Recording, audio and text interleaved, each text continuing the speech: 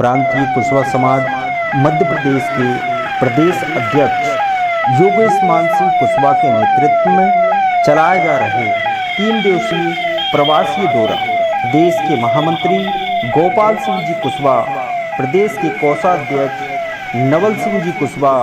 और प्रदेश कार्यालय मंत्री दौलत सिंह जी कुशवा, सीहोर जिले के जिला अध्यक्ष कैलाश जी कुशवा, वरिष्ठ पत्रकार संतोष जी कुशवा, प्रदेश पदाधिकारी पूर्व पार्षद माखन सिंह जी कुशवा, आष्टा तहसील के अध्यक्ष श्री दुलीचंद कुशवा, पूर्व सरपंच ग्राम भुजलोन से हेमराज कुशवा, द्वारका प्रसाद कुशवा, वरिष्ठ समाज सेवी नारायण सिंह जी कुशवा और जिला उपाध्यक्ष हुकुम सिंह जी कुशवा, नानकपुर कुशवा समाज के पटेल मनोज पटेल, वरिष्ठ समाज सेवी जिले के उपाध्यक्ष भीमा भैया, हमारी मातृशक्ति बहन जो महिलाओं को एक ऊर्जा देने का काम कर रही हैं, ऐसी हमारी ऊर्जावान सीहोर जिले की अध्यक्ष श्रीमती निर्मला दुलीचंद कुशवा और उनका साथ दे रही हैं उपाध्यक्ष में श्रीमती गिरजा माखन सिंह कुशवा और श्रीमती उमा बबली कुशवा, जिले के उपाध्यक्ष श्री धन्नालाल जी कुशवा और जिले के उपाध्यक्ष लक्ष्मी नारायण जी कुशवा, जिला सचिव श्री बलवंत जी कुशवा, जिला सचिव श्री रामचरण जी कुशवा, जिला सह सचिव अर्जुन कुशवा, जिला सह सचिव सुरेश कुशवा, जिले कोषाध्यक्ष मनोज कुशवा, जिला मीडिया प्रभारी बलराम कुशवा, जिला मंत्री धर्म सिंह जी कुशवा, जिला मंत्री गोपाल सिंह जी कुशवा, विक्रम सिंह जी कुशवा, रमेश कुशवा, प्रकाश कुशवा,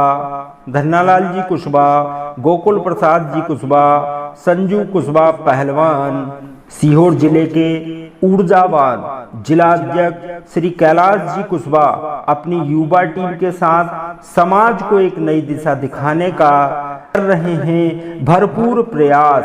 हर घर का हो बच्चा पढ़ा लिखा, भविष्य हो उज्जवल कुशवा समाज का ऐसी परिदृश्य की कल्पना की है हमारे जिले के ऊर्जावान जिला अध्यक्ष श्री कैलाश जी कुशवा ने। ये वास्तव में परिदृश्य ऐसा परिदृश्य है, यहाँ पर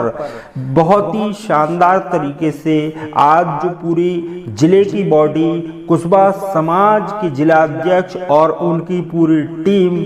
रही और जिले के ये तीसरा दिन आज यहाँ पर दौरे के कार्यक्रम का है और इस दौरे के प्रभारी हमारे प्रदेश के महामंत्री गोपाल सिंह जी कुशवा और प्रदेश कोषाध्यक्ष नवल सिंह जी कुशवा और प्रदेश कार्यालय मंत्री दौलत सिंह जी कुशवा, ये 3 लोगों की टीम हमारे प्रदेश से हमारे योगेश मान सिंह कुशवा जी के नेतृत्व में जिला सीहोर का भ्रमण करने और परिदृश्य की कल्पना की है, जहां शिक्षा को महत्व देते हुए हमारे योगेश मान सिंह जी कुशवा का कहना है कि समाज का हर बच्चा पढ़ा लिखा हो और मेरे समाज का आने वाला भविष्य बहुत ही उज्जवल हो, शिक्षा से कोई भी छूटे ना। मैं चाहे जो संभव प्रयास अपने समाज और अपने वर्ग के लिए करने को तैयार हूँ। ऐसे परिदृश्य से यह 3 दिवसीय कार्यक्रम जिला सीहोर में तय हुआ था और आज यह आष्टा नगर में आज इस कार्यक्रम का अंतिम दिन है। यहाँ पर काफी संख्या में समाज के वरिष्ठ जन उपस्थित हुए। नगर आष्टा के समस्त पदाधिकारी जिला टीम रही और आसपास के जिले के समस्त गांवों में जहां कुशवा समाज निवास करता है वहां तक पहुंचकर अपनी एक बैठक व्यवस्था अपनी मीटिंग के माध्यम से सारी समाज को जगाने का काम कर रहे हैं। ऐसे इस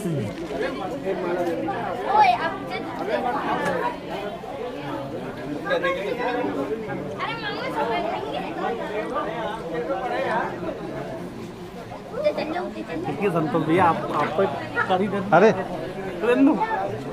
राम गोपाल जी का मैं सम्मान करता हूं, उनका जो हिंदुओं से दुलीचंद भैया को तुम तो माला पहनाओ सबसे ज़्यादा उन्हीं को, उनका ध्यान रखो तो उसका जोश खरोश बना रहना चाहिए। भैया अर्जुन का सम्मान हो जाए। 1 मिनट, लोगों की इच्छा है, नव युवाओं की जो चीन से बढ़ के आए। भैया अर्जुन भैया 1 मिनट आ जाओ, आपका सम्मान किया जाएगा। उमेश, शिक्षा पे बात हो रही तो आष्टा नगर का हमारा होनहार बालक। अरे मेरी बात अरे उमेश आ जाओ। नहीं अभी मत फेंको बेटा, अभी रुक जाओ। अब वो समय आ गया है कि मैं अतिथियों से निवेदन करूं। सबसे पहले मैं जो है कि हमारे कोषाध्यक्ष जी से निवेदन करूंगा, सिंह भाई साहब से निवेदन करूंगा कोषाध्यक्ष से कि वो आएँ और यहाँ अपने विचार। बोलिए राजा रामचंद्र भगवान की जय, जानकी मैया की जय, लवकुश भगवान की जय। प्रांतीय कुशवाहा समाज संगठन मध्य प्रदेश की ओर से हमारे अध्यक्ष श्री योगेश मान सिंह कुशवाहा के निर्देशानुसार संपूर्ण मध्य प्रदेश में हर जिले में 3 दिन के प्रवास का कार्यक्रम हम लोगों ने निश्चित किया था और किया है। और इस कड़ी में हमारा सीहोर जिला 5वां जिला था, जहां पर प्रदेश कार्यकारिणी के 3 सदस्य कम से कम 3 दिन तक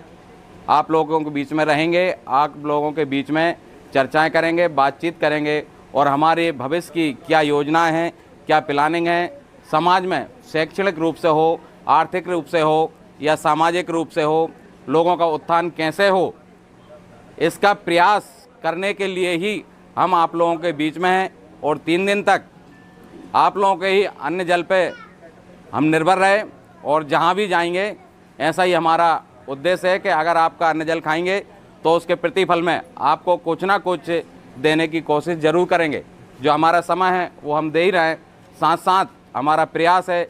कि हम हमारे पास जो कुछ बौद्धिक संपदा है उससे आपको अवगत कराएं और जो कुरीतियां हैं समाज के अंदर उनके बारे में हम जानें और उनसे दूर हों। आज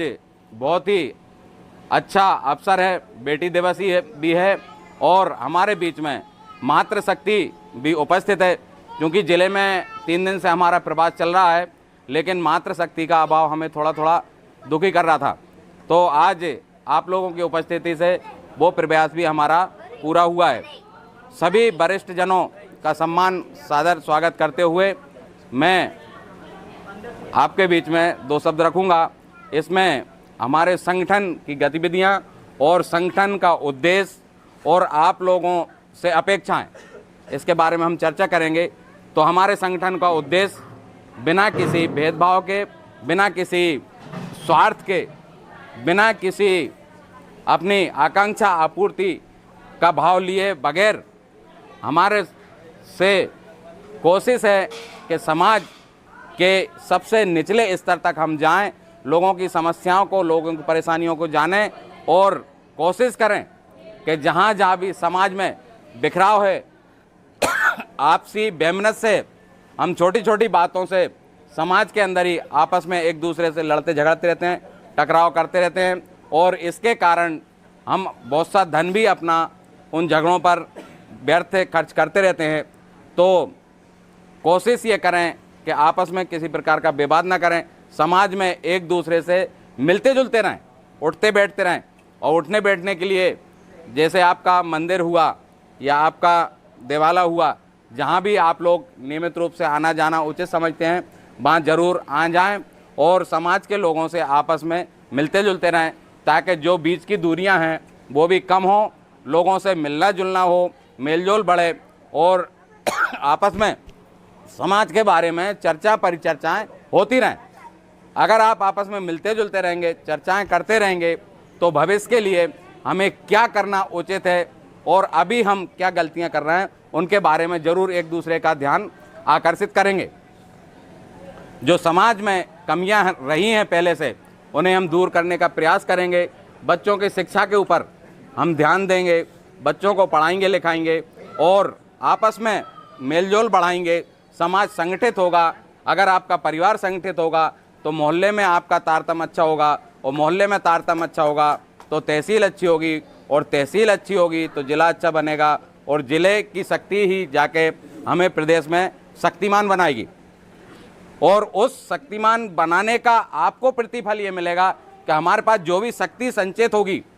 उस शक्ति को हम वापस आपके बीच में लौटाएंगे। आपकी समस्याएं चाहे वो थाने से संबंधित हों, चाहे तहसील से संबंधित हों, चाहे समाज से संबंधित हों,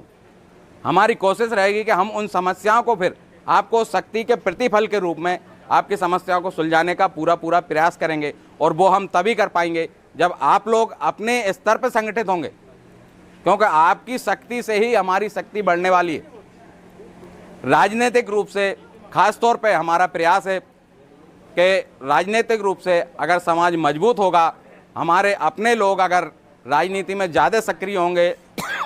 ज़्यादा पदों पर होंगे, तो हमें उसका ज़्यादा से ज़्यादा लाभ मिल सकेगा। अगर हमें अपना कोई काम थाने से कराना है और अगर थाने में हमारा आदमी है या हमारे मोहल्ले का कोई सक्षम व्यक्ति राजनीतिक रूप से है, तो वो थाने पे दबाव बना के हमारा काम करवा सकता है। लेकिन अगर हमारे बीच में कोई सक्षम व्यक्ति नहीं है तो हम थाने में जाके अपनी बात मजबूती से नहीं रख सकते और वहाँ फिर हमको पीछे देखना पड़ेगा। तो इसलिए छोटी छोटी समस्याओं को लेकर सारे प्रदेश में हम भ्रमण कर रहे हैं और हमारा प्रयास है कि लोगों को इन छोटी छोटी समस्याओं से निजात मिले। आप अपने स्तर पर समस्याएं सुलझाएं और अगर नहीं सुलझती हैं तो आप हम तक सूचना ज़रूर दें। हमारे ऊपर जो भी कोशिश बन सकती है हम आपकी समस्याओं को सुलझाने के लिए वो प्रयास करेंगे और आपकी समस्याओं को सुलझाने की कोशिश करेंगे। और फिर वापस हम वहीं आते हैं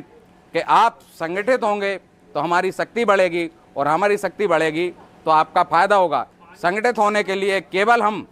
इतना ही नहीं कि बस संगठित हो गए, इकट्ठे बैठ गए तो उससे होने जाने वाला कुछ नहीं है। संगठित होने का मतलब है हमें समय समय पे अपनी शक्ति का प्रदर्शन करना पड़ेगा। शक्ति का प्रदर्शन करेंगे तो प्रशासन और शासन पे दबाव बनेगा और तब हमारी ज़रूरतों को हम उनसे पूरा करवाने का प्रयास कर सकेंगे। अगर हम केवल संगठित ही हो गए और अगर हमने एक्टिविटियां नहीं की आगे तो हमारा कोई प्रभाव दिखने वाला नहीं है। समाज में भले ही आप अभी तक जो भी अशिक्षित रहे हों या आगे चल के जो भी शिक्षित हो रहे हों, लेकिन संगठन की शक्ति जो है उस अशिक्षा को भी ढक देगी। अगर हम संगठित होंगे तो हमारे कामों में हमें सुविधा होगी और जैसे जैसे हमारे नौजवान शिक्षित होते जाएंगे तो वो और बाकी लोगों को एक साथ लेके अपने संगठन की, अपनी राजनीति शक्ति को बढ़ाने का प्रयास करेंगे। जहाँ जहाँ प्रशासन में हमारे लोग सक्रिय हैं या नौजवान आगे आते जा रहे हैं, उन्हें कोशिश करें कि वो इतना सक्षम हो जाएं कि अगर कलेक्टर के लेवल पर पढ़ाई करेंगे तो वो तहसीलदार बनने की क्षमता रखेंगे। अगर तहसीलदार के लिए तैयारी करेंगे तो वो पटवारी बनेंगे और अगर पटवारी की तैयारी करेंगे तो शिक्षक बनेंगे और शिक्षक की तैयारी करेंगे तो कुछ नहीं बनेंगे, क्योंकि ऊपर जो बैठे हुए हैं तहसीलदार की तैयारी करने वाले वो शिक्षक बन जाएंगे और हमारे लोग जो शिक्षा की तैयारी कर रहे हैं वो और नीचे चले जाएंगे। तो शिक्षा के रूप में भी हमें बड़े लेवल पर तैयारियां करना पड़ेंगी। जो भी बच्चे आ रहे हैं, नौजवान आ रहे हैं, उनको हमें बड़े टारगेट देना पड़ेंगे, बड़े उद्देश्य लेके चलना पड़ेगा ताकि वो शिक्षक के लेवल से ऊपर उठें, थोड़ा ऊपर सोचें, तहसीलदार बनने के बारे में सोचें, कलेक्टर बनने के बारे में सोचेंगे, तभी वो उससे एक सीढ़ी नीचे की तैयारी पूरी कर पाएंगे। क्योंकि अगर वो कलेक्टर बनने की तैयारी करेंगे तो कलेक्टर नहीं बन पाएंगे, क्योंकि बहुत सा टारगेट रहता है, बहुत सी चीज़ों को फेस करना पड़ता है, लेकिन उससे नीचे की परीक्षा वो आराम से फाइट कर जाते हैं। और इसलिए हमें अपने नौजवानों को बड़ा टारगेट लेके ऊपर शिक्षित करने की कोशिश करना है। और आज हमारे चूँकि दौरे का आखिरी दिन है, अंतिम दिन है, आपके ज़िले में हमने 3 दिन बिताए, बड़े ही मौज से और खुशी से हम लोग आपके बीच में रहे। सब लोगों का भरपूर सहयोग मिला। मेरी तरफ से सबको प्रणाम, नमस्कार और बहुत बहुत धन्यवाद कि आपने हम सबका सहयोग किया।